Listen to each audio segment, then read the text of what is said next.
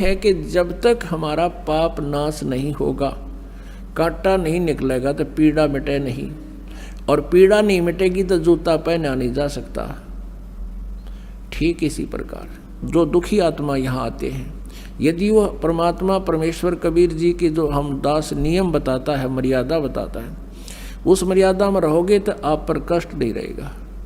आप ये सोच कर आते हो कि आज ही जादू मंत्र जंत्र कर दे गुरुजी और फिर हम अपने राज्य गुरुजी अपने, नहीं, ये काम हम नहीं करेंगे। परमात्मा का उद्देश्य है कि तुम यहाँ आओ, इस ज्ञान से परिचित हो, कुछ ऐसी राहत तो आपको प्रथम दिन ही मिल जाएगी जो सच्चे दिल से रो कर यहाँ समर्पित होगा।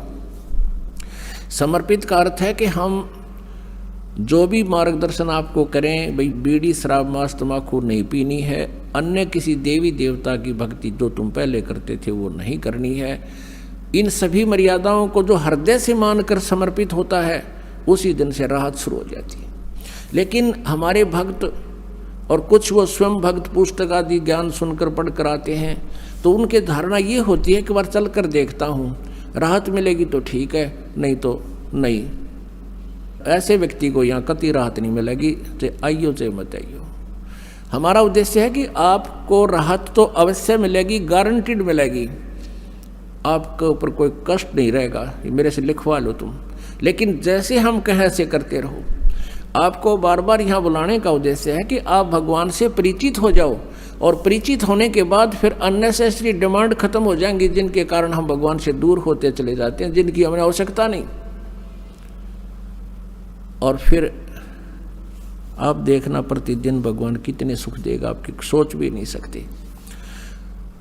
तो वो परमात्मा, वो स्वयं इस ज्ञान को और पाप नाश करने वाले मंत्र, इस समाधान को स्वयं ही लेकर आते हैं। किसी भी सदग्रंथ के अंदर सोहम मंत्र नहीं है।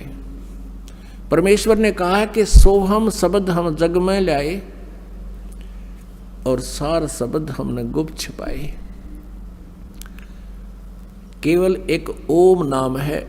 सभी पवित्र सदग्रंथ, सभी पवित्र सदग्रंथों, मान्य सदग्रंथों में, जैसे पवित्र चारों वेद, पवित्र श्रीमद् भगवत गीता, इनमें केवल एक ओम नाम है। उसके अतिरिक्त कोई भी मंत्र जाप करने का नहीं है, मोक्ष का सहयोगी आधार नहीं है। और ये हमने सैकड़ों प्रकार के मंत्र बना रखे, हरे राम राम राम हरे राम, कृष्ण कृष्ण राधे राधे श्याम राधे, ओम नमः भगवते वासुदेव नमः, ओम नमः शिवाय। ये और भी ना जाने कितने अकाल मूर्त सब सुर राम और अकाल पुरुष सतपुरुष और ज्योति निरंजन अरंकार ओंकार, ये अपने आप सट्टे मारे रखे। ये कोई मंत्र नहीं है, इनसे कोई लाभ प्राणी को नहीं होगा। आज सुन लो और चाहे 10 साल बाद आपकी जब आँखें खुलेंगी, जब आपको पछताना पड़ेगा कि सचमुच हम गलत साधना कर रहे थे। दास का उद्देश्य किसी को भावनाओं को ठेस पहुंचाना नहीं है, लेकिन कुएं में गिर रहे हो आप, उससे बचाना मेरा उद्देश्य है कि वहाँ से तुम हटो, इस रास्ता को चेंज करो, सतभक्ति करो, फिर आँखों देखो सदग्रंथों में क्या लिखा है। तो श्रीमद् भगवद गीता अध्याय नंबर 8 के श्लोक नंबर 13 में कहा कि ओम इति एकाक्षरम ब्रह्म व्यवहारण माम अनुसमरण यह प्रयाति तदंदेहम सयाति परमाम गतिम। मेरा केवल एक ओम नाम है, मुझ ब्रह्म का, माम ब्रह्म, मुझ ब्रह्म का। ये काल बोलता है श्री कृष्ण जी में, ये ब्रह्म है। मेरा एक ओम मंत्र है, नथिंग एल्स, मेरे जाप का और कोई मंत्र नहीं है, और मोक्ष सहयोगी यही मंत्र है। और जो अंतिम श्वास तक यानी शरीर छोड़ते समय तक इसका जाप करता हुआ जाता है, वो ओम नाम से मिलने वाली जो गति है उस गति को प्राप्त करता है। लेकिन गीता ज्ञानदाता स्वयं कहता है कि मेरे वाली गति अनुत्तम है। 7वें अध्याय के 18वें श्लोक में श्रीमद् भगवत गीता में। इसलिए उसने कहा अर्जुन तू सर्वभाव से 18वें अध्याय के 62वें श्लोक में, 15वें अध्याय के 1 से लेकर 4 श्लोक में, कि तू सर्वभाव से उस परमेश्वर की शरण में जा, उसकी कृपा से तू परम शांति और सनातन परम धाम यानी सतलोक को प्राप्त होगा, जहां जाने के बाद फिर लौटकर कभी संसार में नहीं आते। तो यहाँ जो अपना मंत्र उसने ओम बताया कि लेकिन ये पूर्ण रूप मोक्ष मार्ग नहीं है, ये अनुतम गति होती है। जन्म मृत्यु जब तक जीव की है ये अनुतम है, उत्तम नहीं है। फिर 17वें अध्याय के 23वें श्लोक में कहा है कि ओम तत्सत इति निर्देश है ब्रह्मण त्रिविध समर्थ है। उस सच्चिदानंद घन ब्रह्म का ओम तत्सत ये 3 मंत्र का जाप का निर्देश है और इसकी 3 प्रकार से सिमरन की विधि है, त्रिविधा। अपनात्माओं गीता ज्ञान दाता ने अपना ओम नाम तो डिक्लेयर कर रखा है, कति सार्वजनिक रखा है, और तत् और सत ये सांकेतिक है। गीता जी अध्याय नंबर 15 के श्लोक नंबर 16-17 में 3 प्रभु हैं, 3 पुरुष हैं, एक सरपुरुष एक अक्षर पुरुष। और 15वें अध्याय के 16वें श्लोक में सरपुरुष और अक्षर पुरुष। 17वें में कहा कि उत्तम पुरुष है तू अन्य परमात्मा इति उदारते है। वो श्रेष्ठ प्रभुता इन दोनों से, सरपुरुष और अक्षर पुरुष से भी कोई और है, और वही तीनों लोगों में प्रवेश करके सबका धारण पोषण करता है, वो अविनाशी परमात्मा है। गीता जी अध्याय नंबर 8 के श्लोक नंबर 1 में अर्जुन ने पूछा कि अर्जुन किम तत्ब्रह्म। अर्जुन ने कहा कि प्रभु आपने गीता जी अध्याय नंबर 7 के श्लोक नंबर 29 में जो बताया है कि उस तत्ब्रह्म को जो जानता है और सारे अध्यात्म ज्ञान से परिचित है और जो सभी कर्मों से परिचित है, जैसा मैंने ज्ञान बताया है 4 अध्याय के 34वें श्लोक में कि तत्वदर्शी संतों से वो तत्व ज्ञान प्राप्त करो, जिसके विषय में 4 अध्याय के 32वें श्लोक में कहा है कि ब्रह्मण्य मुखे यानी सच्चिदानंद घन ब्रह्म की वाणी में बहुत विस्तार के साथ अनुष्ठानों की जानकारी दे रखी है। उस ज्ञान को तू तत्वदर्शी संतों के पास जाकर समझ। कहते मेरे इस ज्ञान को जो आश्रय ले लेता है और फिर वो तत्ब्रह्म से वो फिर जन्म और मरण से छूटने का ही प्रयत्न करता है, जरा और मरण से छूटने का प्रयत्न करता है।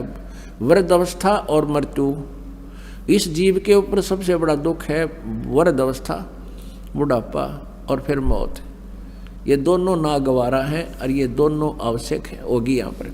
और ये सतलोक में नहीं होते थे, इसलिए हम नहीं चाहते इन दोनों को, लेकिन ये यहाँ तो होंगी ही होंगी। ये तो केवल सत्यलोक सनातन परम धाम में ये रोग कटेगा, और उस रोग को काटने के लिए औषधि जानकारी आपको प्रॉपरली परमात्मा ने आके दी, कबीर साहब ने। वो दिन है जो आज हम वो मना रहे हैं, उसके उपलक्ष्य में आज ये समागम 5 दिन का प्रारंभ हुआ, 11 से 15 जून 2011।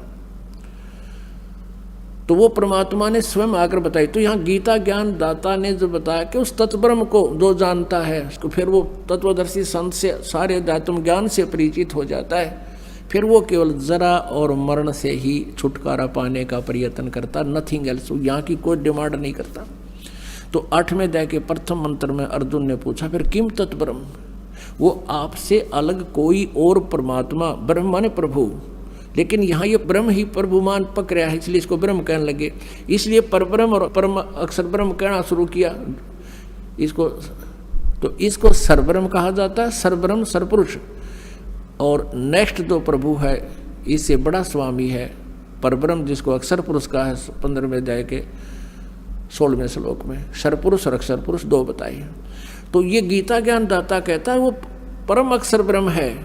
वो 15वें अध्याय के 17वें श्लोक में कहा कि उत्तम पुरुष है तू अन्य, वो श्रेष्ठ परमात्मा तो कोई और है, और वही तीनों लोकों में सबका धारण पोषण करता है, सबका मालिक है, सबके दुख का निवारण वही करता है, सबको लाभ वही देता है। गीता जी के 15वें अध्याय में उल्टे लटके हुए संसार रूपी वृक्ष का विवरण है, 1 से लेकर 4 तक। फिर उसी को आगे डिटेल दिया है कोड वर्डों में। जैसे जड़ पूर्ण परमात्मा है इस संसार रूपी वृक्ष की, वो सतलोक में रहता है सनातन परम धाम से, और उससे बाद में जो तना है ये अक्षर पुरुषम जो, और सरपुरुष ये डार है। उस डार के फिर 3 शाखाएं हैं, ब्रह्मा जी, विष्णु जी, शिव जी, और पात रूप संसार है। तो उस पौधे को, पेड़ को खुराक कहाँ से मिलती है, आहार कहाँ से मिलता है, वो जड़ से। तो तीनों लोकों में प्रवेश करके वो पूर्ण परमात्मा ही सबका धारण पोषण करता है। जिसने जैसा कर्म किया है उसी के आदेश से ब्रह्मा विष्णु महेश वहीं से जो चल कर आता है उसी को देते हैं। ये कोई परिवर्तन नहीं कर सकते, केवल कबीर परमेश्वर आपको अधिक दे सकता है। आपके पाप का भी नाश कर सकता है। तो वो परमात्मा हमें सुख देने के लिए और सतलोक से चलकर आता है, और अपने यथार्थ ज्ञान को भी वो परमेश्वर ही बताता है।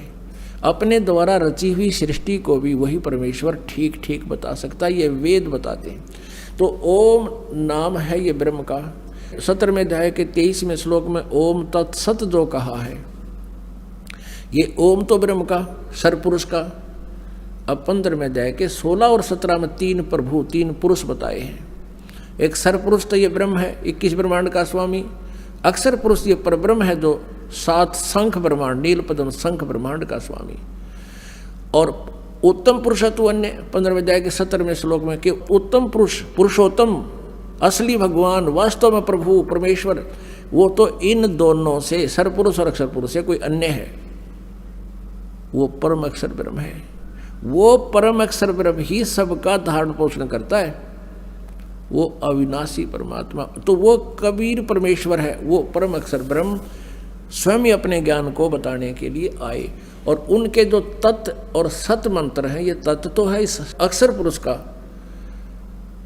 तत् ये सांकेतिक है, ये दास बताएगा। और सत जो है ये भी सांकेतिक है, ये परम अक्षर ब्रह्म का, यानी जो उत्तम पुरुषत्व अन्य है, उस परमात्मा का कोड वर्डों में ये मंत्र है, और वो सांकेतिक शब्द इस दास के पास है।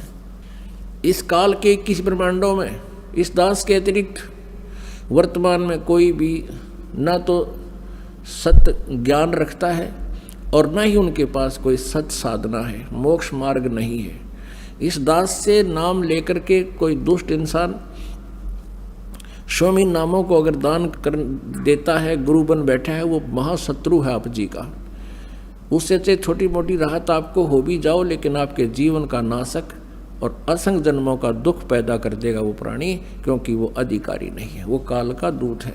तो उनसे भी आप जी ने बच के रहना है। काल हो सकता है 1-2 को कर दे, श्रृंगार ले आपका नाश करने के लिए, लेकिन आप बुद्धिमान हो, ज्ञान इतना दे देगा दास के, उनको आप तुरंत पहचान लोगे। काल के दूतों के धोखे में आप आओगे नहीं।